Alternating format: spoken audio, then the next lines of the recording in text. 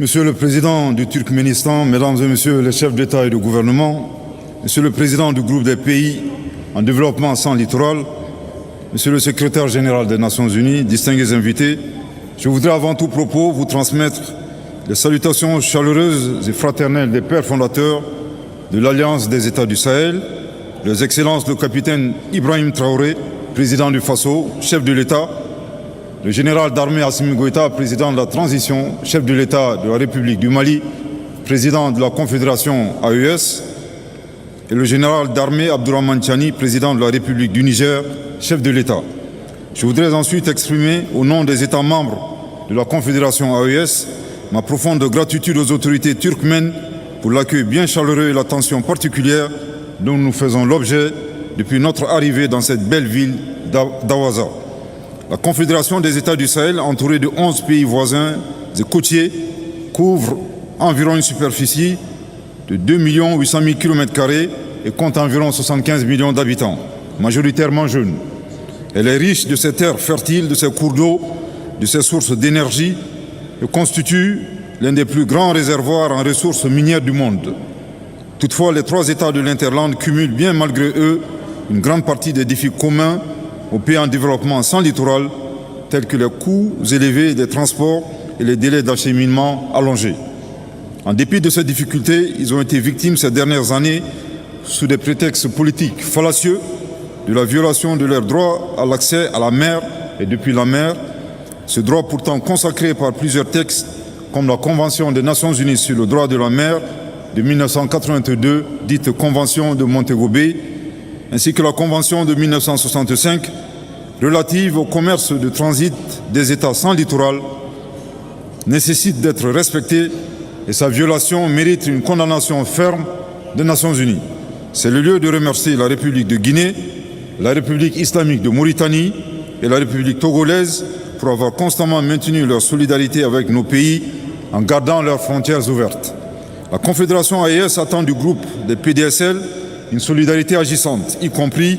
en veillant au respect des textes et des principes internationaux. Nous devons donc nous mobiliser chaque fois que des pays et organisations ont recours à des blocus, des mesures coercitives unilatérales et autres sanctions illégales et illégitimes comme moyen d'enclavement, de pression politique et de déstabilisation contre les pays en développement sans littoral. Monsieur le Président, c'est donc avec beaucoup d'espoir que la Confédération AES prend part à la présente conférence qui nous permet d'évaluer l'état de mise en œuvre du programme d'action de Vienne en faveur des PDSL pour la décennie 2014-2024 et d'envisager de nouvelles perspectives prometteuses. En attendant la réalisation des objectifs fixés à Vienne, la Confédération AES a pris des initiatives hardies et souveraines axées sur le développement endogène, notamment en matière de projets structurants et de mobilisation des ressources internes, d'industrialisation,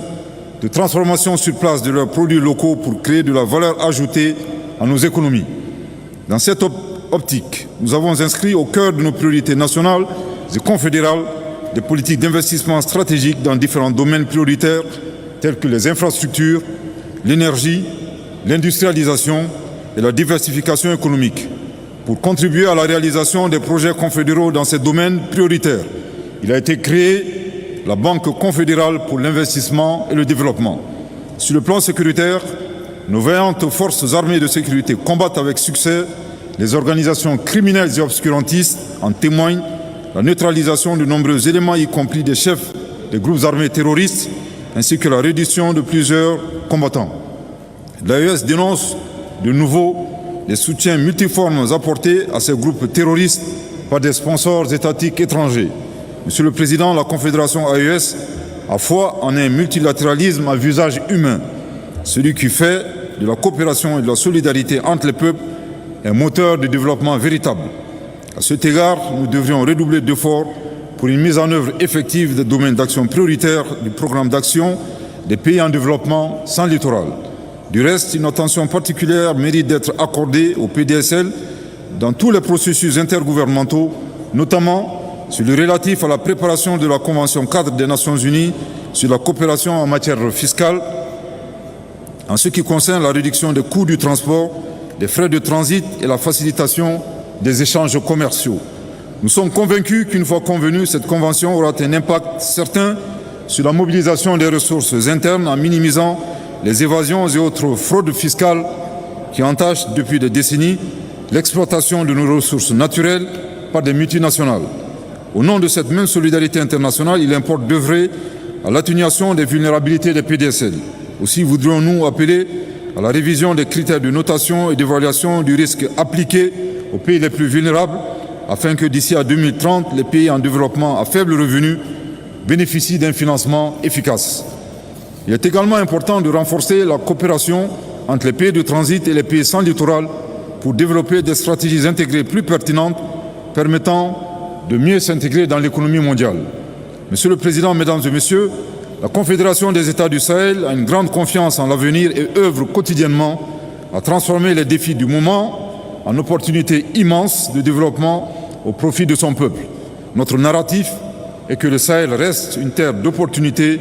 et non pas une région de crise comme s'échine à le dépeindre une catégorie d'opinion. Dans cette perspective, la Confédération AES est disposée à coopérer avec l'ensemble des partenaires dans un cadre équilibré et gagnant-gagnant, sous réserve du respect des principes simples et évidents comme le respect de la souveraineté de nos États, le respect de nos choix stratégiques et la prise en compte des intérêts vitaux de nos populations. Je vous remercie de votre très aimable attention. Voilà, vous venez de suivre.